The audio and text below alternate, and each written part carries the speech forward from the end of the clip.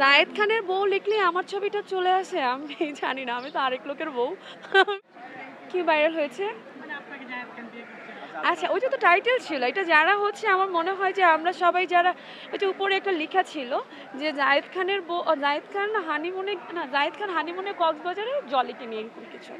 So এটা তো একটা রিউমার না, রিউমার হয় একটা, আর এটা হচ্ছে ভেতরে ক্লিক করে যাওয়ার পরে কিন্তু আমরা পুরোটা দেখতে পাচ্ছি যে এটা একটা বিজ্ঞাপন।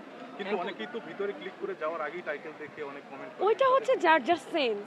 এখন আমি যে বলে দিলাম, এখন আমার কথা শুনে সবাই একটু যাবে, আবার জায়েদ বলছে ওর কথা শুনে সবাই একটু যাবে, আপনারা বলে দিবেন। টাইটেলটা জায়েদ খানের বউ লিখলে আমার ছবিটা চলে আসে, আমি জানি না, আমি তো আরেক লোকের বউ। আমি আসলে জানি না কেন আমার ছবি আসে, বাট ওইটা একটা বিজ্ঞাপনের কাজ ছিল, আমাদের কক্সবাজারের শুটিং ছিল, রামাদা হোটেল রামাদার একটা বিজ্ঞাপন ছিল। সো আপনাদের ভালোবাসায় বিজ্ঞাপনটা খুব ভালো রেসপন্স।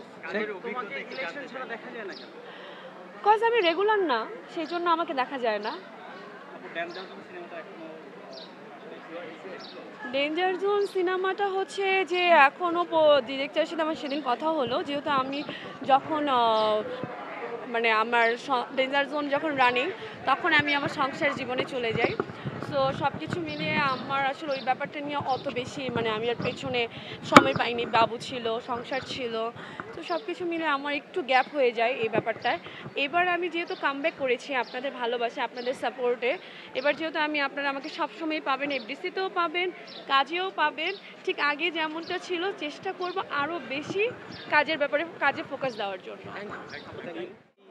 নির্বাচনের পর এরকম হওয়া বা দুই ভাগে বিভক্ত হবে কিনা বা একসাথে কাজ করবে কিনা আপনার কাছে?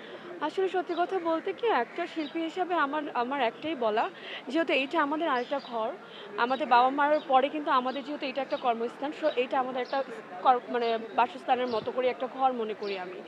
সো এখানে হচ্ছে কি আমরা সবাই সবাই একটা পরিবার, একটা পরিবারে ঠিক আমরা যেভাবে পাঁচজন, আমরা 4 ভাই বোন থাকছি, এরকম কিন্তু এখানে আমরা হাজারো ভাই বোন একসাথে, কেউ বড় কেউ ছোট, কেউ সহকর্মী, সেম এজ। সো এটা আমার কাছে মনে হয় কি, এরকম নির্বাচন এটা খুব বড় একটা বিগ ডিল মনে হয় না আমার কাছে, মনে হয় এটা একত্রতা করে একটা ভালোবাসা সুন্দর করে শৃঙ্খলার মতো করে করলে আমার কাছে মনে হয় এটা খুব বেটার। দুই ভাগ কেন, এরকমটা আমার পছন্দ না। যে একটাই প্রত্যাশা থাকবে, যারা আমরা শিল্পীরা আছি তাদের উন্নয়নের জন্য অবশ্যই অবশ্যই ভালো কাজ করবে। হ্যাঁ, তারা যাতে করে আমরা যারা সচ্ছল আছি, তারা তো আছি, আমরা যারা শিল্পীরা আছি, যারা মানে অত বেশি সচ্ছল না, তাদের পাশে দাঁড়াবেন, তাদেরকে সহযোগিতা করবেন।